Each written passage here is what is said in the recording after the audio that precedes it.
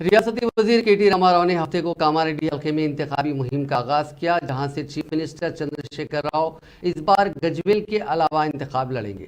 कामारेड्डी में तरक्की के नए दौर का यकीन दिलाते हुए के.टी.आर ने कहा कि अवाम को चाहिए कि वो के.सी.आर की शानदार जीत को यकीनी बनाएं और इस तरह मुल्क की इंतखाबी तारीख में एक नया रिकॉर्ड कायम करें। उन्होंने यकीन जाहिर किया कि के.सी.आर जनूबी हिंद के पहले लीडर बन जाएंगे जो मुसलसिल तीसरी बार चीफ मिनिस्टर बनेंगे।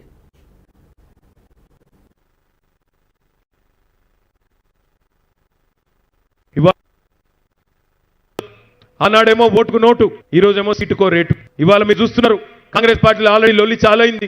పైసలు ఎక్కువ వాళ్ళకి టికెట్లు ఇస్తున్నారు, అమ్ముకుంటున్నారు సీట్లు అని చెప్పి కాంగ్రెస్ నాయకులు ఇవాళ జిల్లా కాంగ్రెస్ పార్టీ అధ్యక్షులు స్వయంగా రాజీనామా చేసి మొన్న మల్కాజ్గిరి అధ్యక్షుడు చేరిండు, మేడ్చల్ మల్కాజ్గిరి అధ్యక్షుడు, నిన్న మెదక్ అధ్యక్షుడు కంటారెడ్డి తిరుపతి రెడ్డి గారు కూడా నా సమక్షంలో హైదరాబాద్ లో చేరిండు.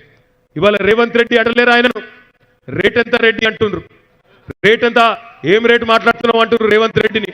ఇక మా రేవంత్ రెడ్డి నుండి బంద్ అయింది. ఓటుకు నోటు, ఇప్పుడు సీటుకు నోటు. సీటుకు నోటు పెట్టిండు, రేట్ ఎంత రెడ్డి, రేట్ ఎంత రెడ్డి గారు అడుగుతున్నారు ఆయన. పాపం అట్లాంటి పరిస్థితి వచ్చింది కాంగ్రెస్ పార్టీకి. ఇంకొక మాట కూడా ఇలా రాసి పెట్టుకోండి మీరు, ఇక్కడికి వచ్చిన మా అన్నదమ్ములక చెల్లెలు.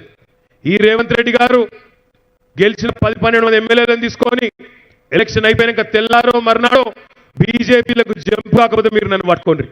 ఈ రేవంత్ రెడ్డి 10-12 మంది ఎమ్మెల్యేలు మాగెత్తారు కాంగ్రెస్ వాళ్ళు కనాకశం మీద. ఆ గెలిచిన వాళ్ళందరినీ పట్టుకొని తెల్లారో మర్నాడు జంప్ అవుతాడు బీజేపీలకు. ఎందుకంటారా?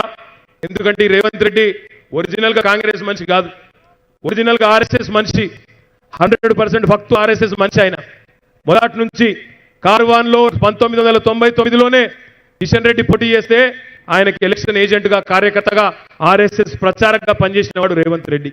అందుకే ఆనాటి నుంచి ఈ రోజు వరకు బీజేపీతో సాటు అనుబంధం, తెరచాటు అనుబంధం, చీకటి సంబంధం